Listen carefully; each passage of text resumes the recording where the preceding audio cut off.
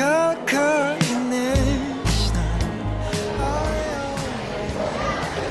Chris, we've been sitting here for the past 20 minutes. You haven't said a word. What's going on? Just everything feels so overwhelming. My parents want me to be into something secure, like business or engineering. But I just want to study art. Look, your art is amazing. Everyone knows that. But think about it. How many artists makes a living? You need something reliable. You can make your art a hobby. Hobby? Jordan, art isn't just something I do for fun. It's who I am. It's a gift that I've what's left. I get that, but life is expensive. Rent, bills, and food.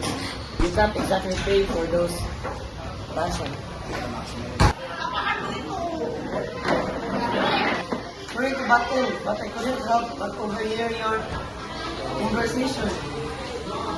Sounds like a big decision. I've been there years ago. I had a chance to pursue my dream of becoming a writer, but I took the practical path instead.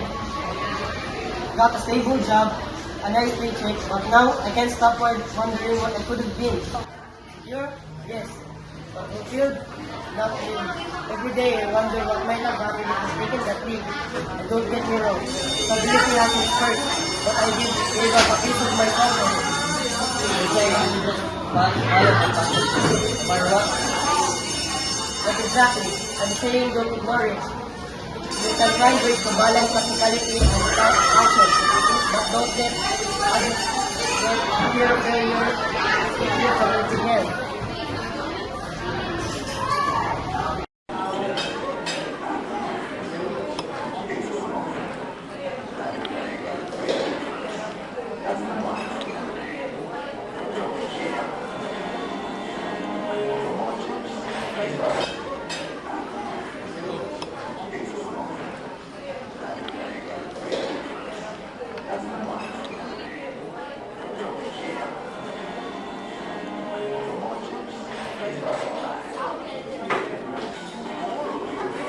You know, I couldn't help but overhear too. It's hard not in a place this small. Mind if I share my 2 cents? Sure, why not? Here's the thing.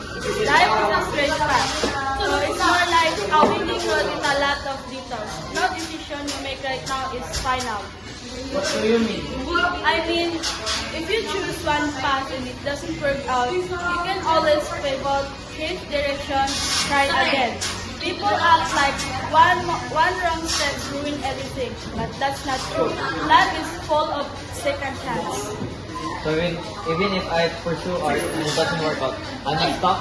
Exactly. You're young. You've got time to figure things out. The worst thing you can do is not try at all.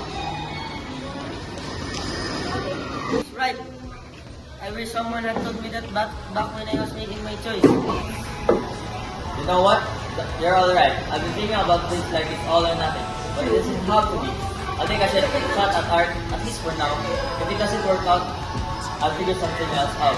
Well, if that's it, what you really want, I'm behind you. Just don't forget about us little people when you're famous. That's the spirit. And hey, this coffee shop will still be here if you ever need a quiet place to draw. Good luck, Chris. I think you're making the right choice. Di pinapansin, ingay